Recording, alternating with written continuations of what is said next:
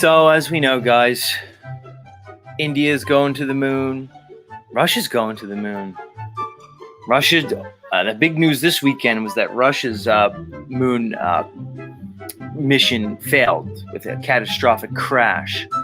Oh, good thing they didn't have any of those cosmonauts on there. You know, that would have been tragedy. We're told only 3 cosmonauts have died in the space race, to my recollection. The rest were all American. 20 people, again, to my knowledge, have been reportedly deceased in this effort to conquer space.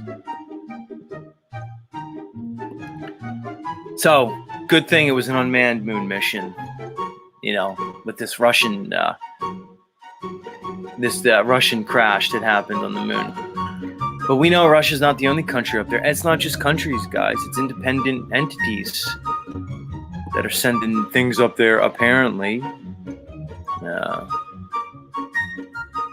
Let's get into it. This article is from Popular Science. Yeah, guys, science. And not just science, popular science. And it's entitled, Why Do All These Countries Want to Go to the Moon Right Now? Hey, I asked the same question. Like, why would we want to go to the moon? I mean, that's assuming the moon's a place you can go to. I mean, that's an assumption in and of itself. But there's a great question. Why would we want to go there? Like, what's the fucking point? I mean, isn't there, like, resources here that we could exploit? They say Antarctica has, like, basically almost, like, endless resources. There's resources right here on Earth. Why aren't we mining those? Because people say, oh, we're going out there because there's resources. There's stuff to find. All right, Antarctica, under the ocean, deep sea exploration. There's plenty of resources here. Why do we need resources from space? It's very strange. Let's get into it. On December 6, 1968, Time magazine published an issue with a metaphor illustrated on the cover. A Soviet cosmonaut and an American astronaut were in a sprint to the moon. Right, that's the space race. You have to realize, December 6, 68, apparently nobody had been on the moon at this point, although we were up there in space, apparently. The actual space race had kicked off a decade earlier, like I said, when the Soviet Union launched Sputnik, the first artificial satellite, in 1957. I want you guys to realize that, guys. It wasn't until 1957 until the first artificial satellite was employed. It was by Sputnik. This was a year before NASA was even instituted and created. But, you know, we went from Sputnik in 57 to 12 years later, men walking on the moon. If you buy that timeline, you're just, you know, I don't know what to do for you.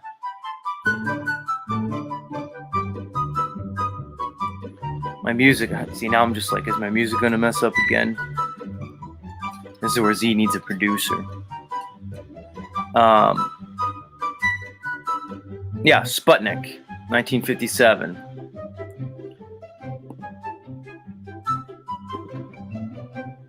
It ended less than a year later, after Time published its cover, when U.S. Apollo 11 astronauts landed on the moon on July 20th, 1969. They're still going with the story. See, I don't need to get excited, guys, because then I end the show and I feel like I'm going to pass out. So let me speak calmly, and let's present a nice, even-keeled discourse here for all you lovely people. I don't have to do everything all at once, John. I could just present the article to the people. We could just move forward. Okay. Guys, they're still going with the story. They can't just say, hey, we fucking made it up. They're still running with the story. And you all want to believe them that they're going back. Guys, when somebody lies to you, and you realize right at the beginning of the story they lied, I don't know, logically, shouldn't that discredit the rest of the story? I'm going to give you guys a little saying. Falsus in unum is falsus in omnibus. Yeah. So in case you don't speak Latin, I'm gonna like kind of translate that for you. It means once a motherfucker lies to you, everything they say after that, really has no credibility.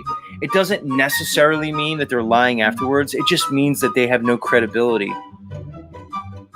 That's why in a court of law, when you find that a witness has lied, the rest of their evidence is basically thrown out because it's not credible. Come on, guys. Nobody was on the moon in 69. You realize that, right? July 20th, 69. You guys understand that, right? Even like you hardcore, like anti-flat earthers, globe believers, can you admit it at least? I don't know. Anyway, let's keep going. The excitement wore off quickly. The last humans to step foot in the moon, the crew of Apollo 17, did so in 1972. So far, no one has gone back. Yeah. But now all of a sudden, boy, there's about to be an explosion on the moon. I don't mean like a literal explosion. I mean an explosion of people. Lots of people are going on the moon. And let's continue. They're going to tell us now. But that's changing. NASA is committed to landing astronauts on the moon again in 2025. Guys, it's a year and a half from now, right? 2 at the most. As part of the space agency's Artemis program. China has plans to land humans on the moon by 2030. So us then China. In the meantime, robotic missions to the moon are increasing. Russia's endeavor to return to the moon for the first time in 47 years. The robotic Luna 25 mission crashed this week. So their first time back to the moon since the space race crashed. Too bad. And India hopes to make its first soft landing on August 23rd, which is tomorrow, with the Chandrayaan-3 lander. We've been talking about India's lander. Well, tomorrow it's going to make its landing. Sorry, Russia. India's got you beat. With so many nations headed for the moon, including an increasingly aggressive, if diminished, Russia, is the world at the cusp of a second space race? Well, I think the question answers itself there. Popular science. The temptation to reach for the historical space race as a model is understandable. But as long as we're mapping history onto current events, it may not be the best guide. According to Kathleen Lewis, the Smithsonian National Air and Space Museum's curator of international space programs. In my opinion, this isn't a new race, she says. If you want to use historical events, this is more of a gold rush. Okay, interesting take. From the Smithsonian. The Smithsonian National Air and Space Museum curator. Guys, this is so absurd. It's almost hard for me to read this article because, one, it angers me, if I'm to be honest. Let me explore my emotions right now. It angers me because I know it's a lie. Thus, I know the deceptions of this realm. And it's fucking crazy. It's almost unbelievable. It almost makes me want to stop, and just kind of go into like some state of like being a hermit. Because it's so crazy. I don't understand how the world can't see this. It's almost unimaginable, guys, and it's horrific. If I'm to be honest, it's horrific. And then it's just funny after that. That's why I'm kind of a goof. I'm kind of a clown because I don't know any other way to deal with it other than humor. I don't know any other way to deal with this deception other than laughing at it. It's insane, guys. Let's continue. Or more precisely, an ice rush. Listen to this narrative they're going to present, guys, which is insane. In 2018, scientists discovered water ice preserved in the deep, permanent shadows of polar craters.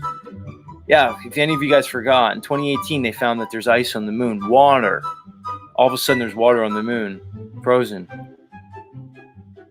deep in these craters. The US, China, Russia, and India are targeting portions of the lunar South Pole where that frozen resource should be. Why? We're going to tell you why. Water can be used to create rocket fuel or in lunar manufacturing. But it is heavy and therefore expensive to launch from Earth. So they're saying like, oh, water means something. We could use that. God, this is so insane. I almost don't want to finish reading this article, guys. It's actually so absurd. And I know I'm not crazy. And guess what, guys? You're not crazy. I'm going to say this to my listeners. You're not crazy, guys. The ones who see through this lie, you're not. This world is crazy. You just see through it. It's unbelievable. It's actually unbelievable. I'm almost at a loss for words.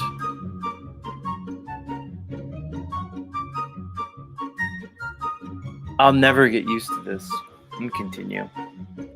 Space agencies haven't quite worked out how they are going to use this ice or for what technology to what end, Lewis says. Quote, but everyone wants to get there because we now know there is water ice to be found. Yeah. But it's not just about the ice.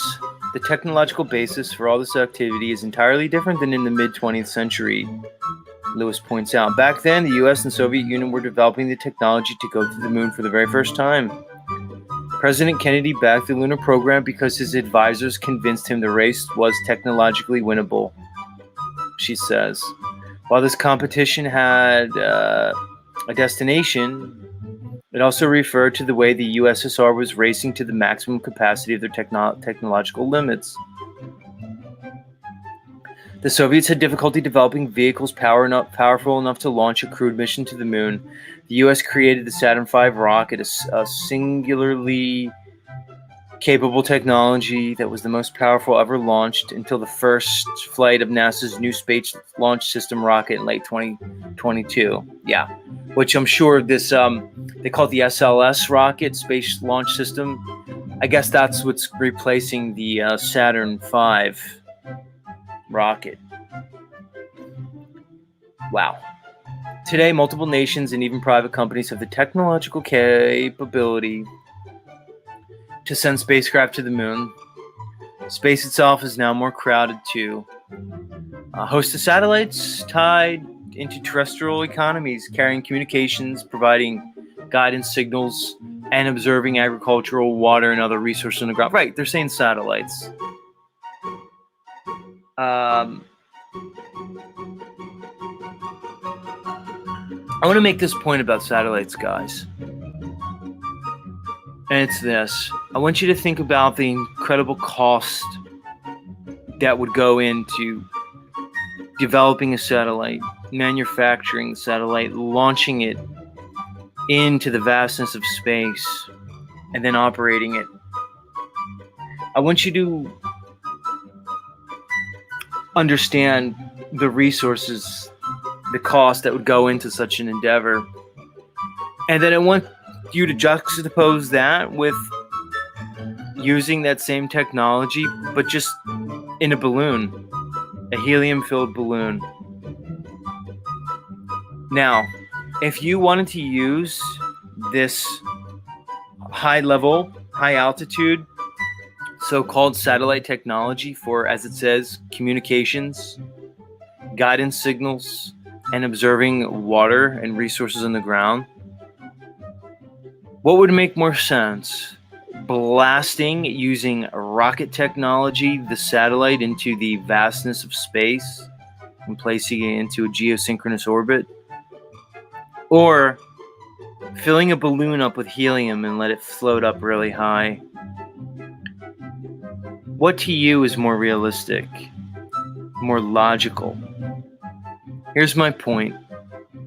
Even if the globe was real, even if heliocentrism was real, even though even if impossible space was real. Why would you launch a satellite into space when you could just put it on a helium balloon and let it go really high? It doesn't make sense, guys. I'm tired of it. Let's continue. The goal is no longer to achieve technical superiority. Instead, nations are rushing to acquire existing technologies that are becoming a prerequisite for economic independence and affluence. This is part of being in a world in a mature space age, that these are no longer optional programs. They're no longer pickup games, jockeying to see who's first, Lewis says. These are essential, existential programs for 21st century existence. Right. So they're saying we need to do this. We need to be in space to outdo the other guy, because if they get there first, they're going to get a hold of the resources in the land and we're done for. Again, yeah, that's logical, assuming that space is real and assuming that these countries are independent and autonomous. Because I could make a strong argument that they're not. They're puppet structures of a one-world system. Let's continue. In this sense, the current wave of moon programs are different from those in the past because they are more internally focused on economies rather than serving as a non-military proxy contest between two superpowers. China, Lewis notes, has scaled its exploration of space to match its economic development over the past 30 years. However, that's not to say it will remain that way. The historical gold rush, after all, led to conflict over that valuable resource. Once enough players are regularly operating on the moon with regularity, the opportunities for disputes will increase. Guys, the way in which they write these articles is pure MK Ultra programming. I could see it in the very structure, the linguistics. It's hypnosis. It's probably written by AI at this point. Let's continue. Quote, who gets to choose what we do with the moon? Lewis asks. We haven't sorted out the issues about who has mining or drilling rights. Right. So we're not mining or drilling the deep oceans. We're not mining or drilling Antarctica because, God forbid, disturbing the penguins. But we're mining and drilling the moon. Does that make sense? No, it doesn't. The Outer Space Treaty of 1967 forbids nations from making territorial claims on celestial bodies, but permits using resources there. Whether that use includes mining minerals to sell for a profit on Earth is less clear. We haven't had to deal with that profit. We haven't had to deal with that profit in space, Lewis says. I'm glad I'm not an attorney who specializes in these sort of things because it's a part of it that makes my head ache. Well, that makes two of us there, Lewis. And let's conclude. But there may be plenty of time for space lawyers and diplomats to figure that out, because when it comes to the moon, even gold rushes move slowly. We've seen missions fail, Lewis says, such as India's Chandrayaan-2 mission that crashed onto the moon in 2019. The moon is a lot easier than it was 60 years ago, but it's still difficult to get there. Yeah, you think? It's hard to get somewhere that doesn't exist. Like your fake moon that you landed on. Now, Z says the moon's fake. No. I'm saying the moon that they tell you about is fake. It's impossible because it can't exist, because it flaunts, and basically disagrees with all known, scientific law.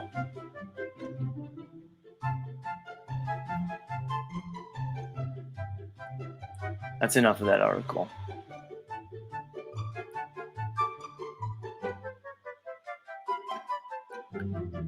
I don't know how many more of these articles I'm going to be able to read to you guys. I'm kind of, yeah. It's hard for me because